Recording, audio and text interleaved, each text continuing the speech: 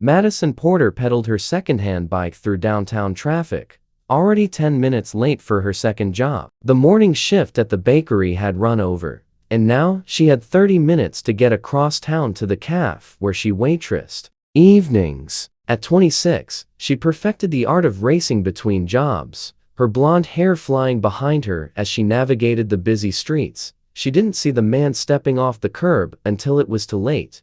Madison slammed on her brakes, but momentum carried her forward. She collided with him at low speed, enough to send them both stumbling. He caught himself against a parked car. Madison wasn't so lucky. She hit the pavement hard, her bike clattering beside her. "I'm so sorry." The man rushed over, concern replacing his initial shock. "Are you hurt?" I stepped out without looking. Madison sat on the asphalt, assessing the damage. Her jeans were torn at the knee, already bleeding. Her palms were scraped. But worse, her bike's front wheel was bent at an angle that meant it wasn't going anywhere.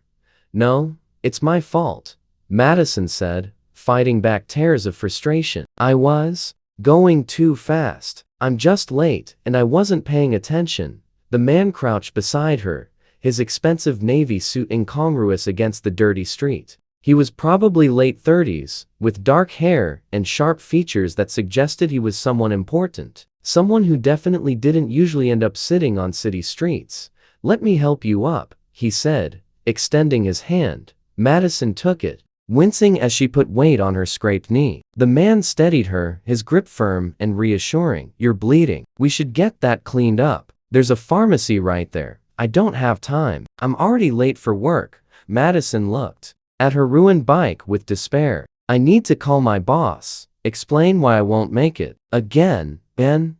This is my third late call this month. My bus pass expired and I can't afford to renew it yet, so I've been biking. But the route is longer, and I keep cutting it too close." Madison felt the tears she'd been holding back start to fall. "I'm going to lose this job. I can't afford to lose this job."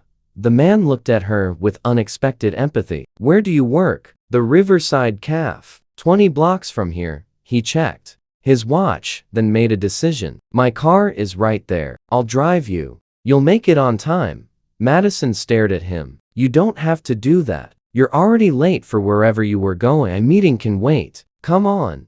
He picked up her damaged bike with one hand, offering her his other arm for support. "I don't even know your name," Madison protested weakly. Christopher Harrington." "And you are?" "Madison Porter. And thank you. Really, you're saving my life right now."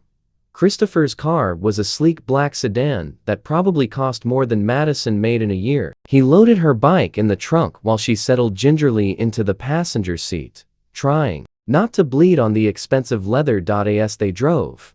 Christopher asked about her work, her life. Madison found herself being honest about the struggle. 2 jobs barely covering rent and student loans, the constant calculation of every dollar, the exhaustion of never quite making ends meet. "What are you studying?" Christopher asked. "Was studying graphic design. I had to drop out 2 years ago when my mom got sick. Medical bills wiped out our savings. I've been trying to pay them down ever since." "I'm sorry. That's incredibly hard." "It is what it is. I'll go back eventually. Just need to get financially stable first."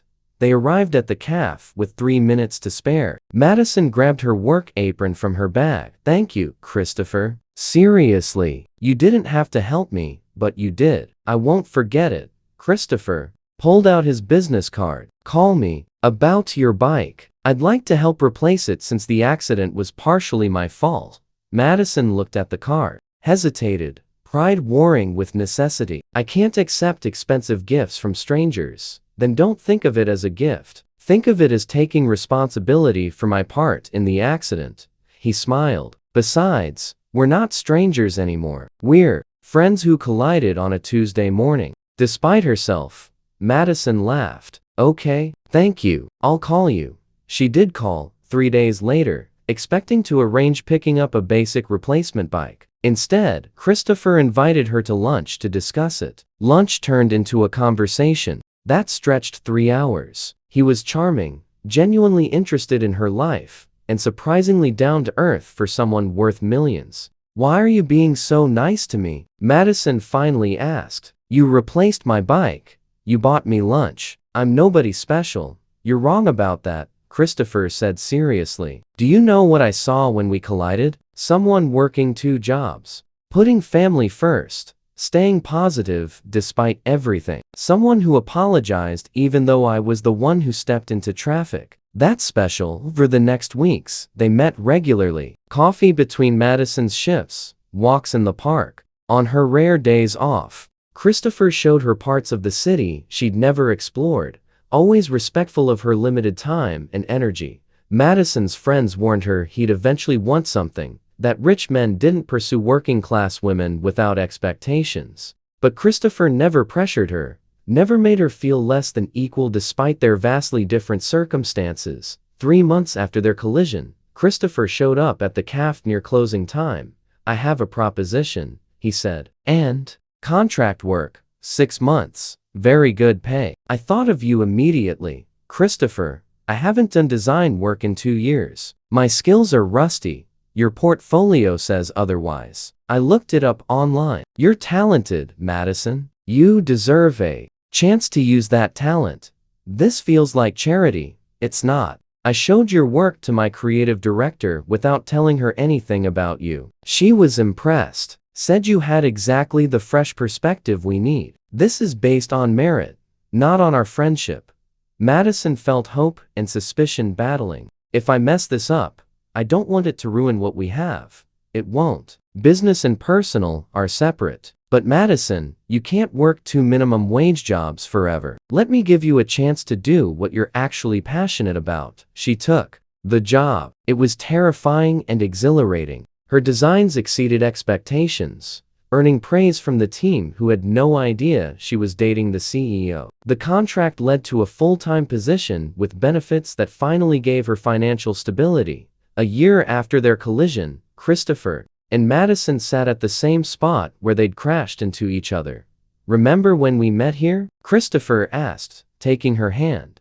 How could I forget? You stepped right into my bike path. Best decision I ever made. Well, accidental decision, Madison laughed. My friends still don't believe this story, that I literally crashed into my future boyfriend. Future husband, actually. Christopher pulled out a small box. Madison Porter, you literally ran into my life and changed everything. Will you marry me? Madison looked at the ring. At this man who'd seen past her circumstances to her potential, who'd given her opportunity without obligation, who'd loved her for exactly who she was. Yes, absolutely yes. 3 years later, Madison ran her own design studio, mentoring young creatives from disadvantaged backgrounds. Christopher supported her work fully, proud of how she'd used her second chance to create opportunities for. Like, share, and subscribe for more tales of unexpected love. Comment about chance encounters that changed your path.